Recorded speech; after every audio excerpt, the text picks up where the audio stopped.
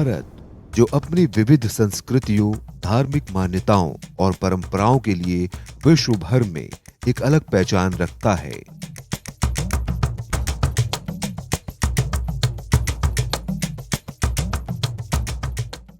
भारत में ही उत्तर प्रदेश, जो अध्यात्म के लिए विशेष तौर पर जाना जाता है। तो आइए आपको लेकर चलते हैं उत्तर प्रदेश की राजधानी लखनऊ से सटा जिला कानपुर, जहां पर स्थित है श्री नित्येश्वर उदासीन आश्रम।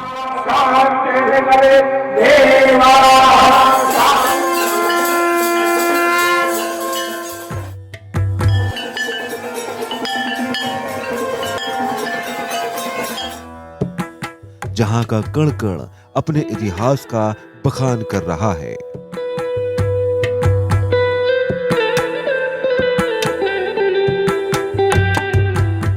सबसे पहले तस्वीरें देखिए, शांत वातावरण,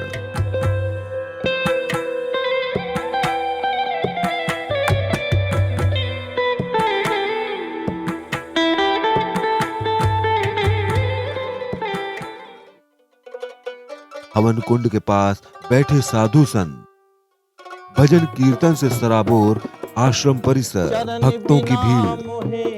कछु नहीं भावे जग माया सब सपन, भव सागर सब सूख गए हैं, फिकर नहीं मोहे तरनन की। जिनके मन में बसी है अपने आराध्य के प्रति सच्ची श्रद्धा। ये तस्वीरें हैं श्री नित्येश्वर उदासीन आश्रम की। श्री नित्येश्वर उदासीन आश्रम कानपुर के सेन पश्चिम पारा, फतेहपुर दक्षिण में स्थित है। श्री नित्येश्वर उदासीन आश्रम के इतिहास पर बात की जाए तो इस आश्रम का इतिहास वर्षों पुराना है, यह सीधे तौर पे कहें अति प्राचीन है। कभी यह आश्रम जीवनदायिनी मां गंगा की गोद में बसा था। श्री नित्येश्वर उदासीन आश्रम के पीठाधीश्वर श्री योगेंद्र मुनि जी महाराज के मुताबिक उनके गुरुजी की आज्ञा से सरसैया घाट के बीचों बीच करीब 250 से 300 भक्त प्रतिदिन गंगा की बालू से नित्य शिवलिंग बनाते और विसर्जित करते और करीब 11-11 फीट के शिवलिंग का निर्माण किया जाता और फिर शिवलिंग का श्रृंगार किया जाता। ऐसे करते करते गुरुजी ने स्वयं 18 वर्षों तक प्रतिदिन शिवलिंग बनाया और विसर्जित किया। प्रतिदिन भोग के लिए शुद्ध देशी घी का हलवा बनता था। आइए अब आपको बताते हैं फतेहपुर दक्षिण सेन पश्चिम पारा में कैसे स्थापना हुई श्री नित्येश्वर उदासीन आश्रम की। श्री योगेंद्र मुनि जी महाराज के मुताबिक एक बार चैत्र मास में दोपहर के वक्त गुरुजी के पास एक बालिका आई और गुरुजी से कहा कि आप अपनी धूनी में से एक मुट्ठी भस्म दे दीजिए और मेरे सारे जेवर आप ले लीजिए। जिस पर गुरुजी ने कहा कि मैं इन जेवरों का क्या करूंगा, आप पहले अपना परिचय दें। तो बालिका ने कहा कि मेरा परिचय तो आपको मेरे यहाँ से जाने के बाद ही मिल पाएगा। इसके बाद गुरुजी ने एक मुट्ठी भस्म सिद्ध धूनी से दे दी। जब वह बालिका जाने लगी तो उसके लाल रंग के चरण चिन्ह बनते चले गए। तब स्वामी जी ने अपने एक शिष्य से कहा कि जाओ इनको एक नाव से उस पार सरसैया घाट तक छोड़ आओ और ध्यान रखना कोई इनको लूट ना ले। इसके बाद जैसे ही बालिका नाव में बैठी और पतवार ने नाव संभाली, वह बालिका अदृश्य हो गई। फिर उसी दिन रात में आकाशवाणी हुई कि हम मां गंगा थीं।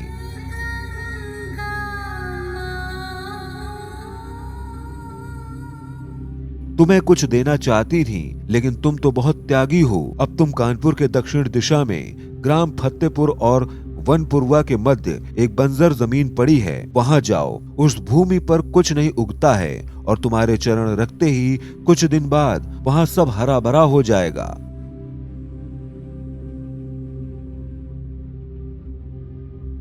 तो स्वामी जी ने वहां जाने से मना कर दिया।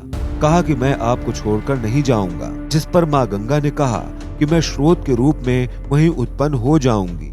माँ गंगा ने बताया कि महाभारत काल में कर्ण के बाण मारने से जहां पर मैं उत्पन्न हुई थी उसी जगह तुम फावड़ा मार देना। फिर गुरुजी ने माँ गंगा के आदेशानुसार वैसा ही किया।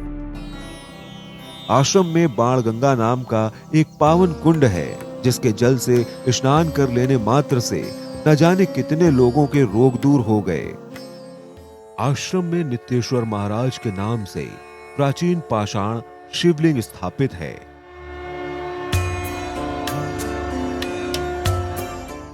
इस शिवलिंग की भी एक महिमा है। ये भी गुरुजी को स्वप्न देकर आए।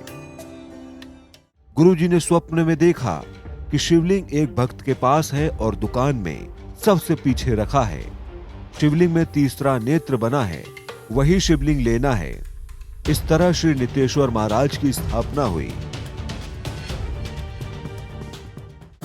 प्राण प्रतिष्ठा हुई और सारे भक्तों को आनंद रहा।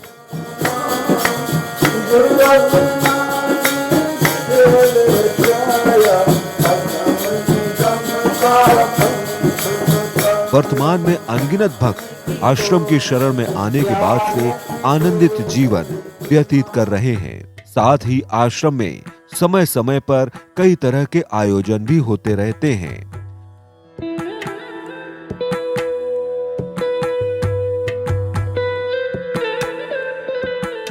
श्री उदासीन पंचायती बड़ा अखाड़ा भ्रमणशील जमात निर्माण द्वारा संत समागम हरि कथा सम्मेलन का आयोजन किया गया।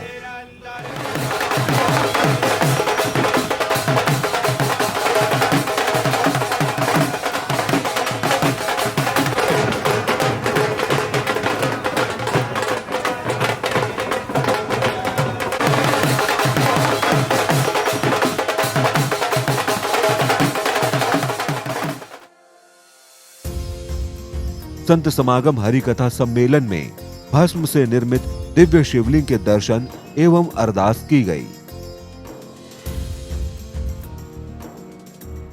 श्री योगेंद्र मुनि जी महाराज ने बताया कि नागा निर्वाण साधुओं की जमात पूरे भारतवर्ष में 12 साल में एक बार में एक ही स्थान पर जाती है। इसी क्रम में जमात कानपुर स्थित आश्रम आई।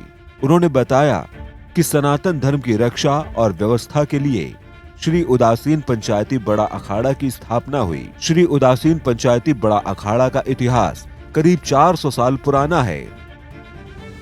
अखाड़े का उद्देश्य है ही देश में सभी के बीच एकता का भाव रहे, सभी धर्म ध्वजा के नीचे रहें और सनातन के नियमों का पालन करें। ये अखाड़े ही सनातन के स्तंभ हैं। अखाड़ों के कामकाज और साधु संतों महंतों के निवास के लिए आश्रमों की स्थापना की गई ताकि सामाजिक समरसता बनी रहे। आश्रमों का मुख्य कार्य ये भी है कि जिन लोगों के मन में विकार आ गया है उनका मार्गदर्शन कर सनातन के धर्म के पथ पर लाना।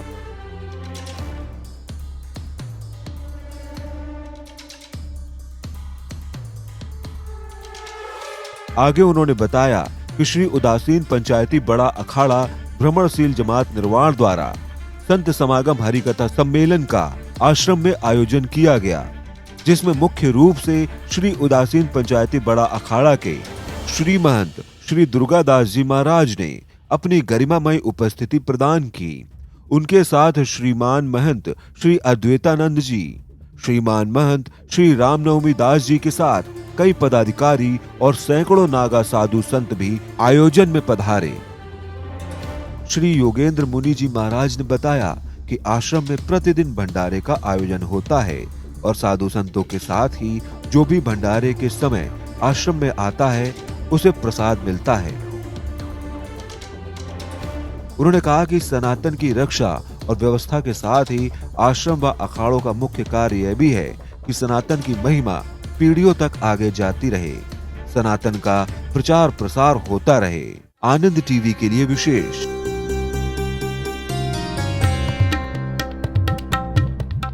आनंद टीवी से जुड़ने के लिए आप हमें व्हाट्सएप करें 9277395752 पर।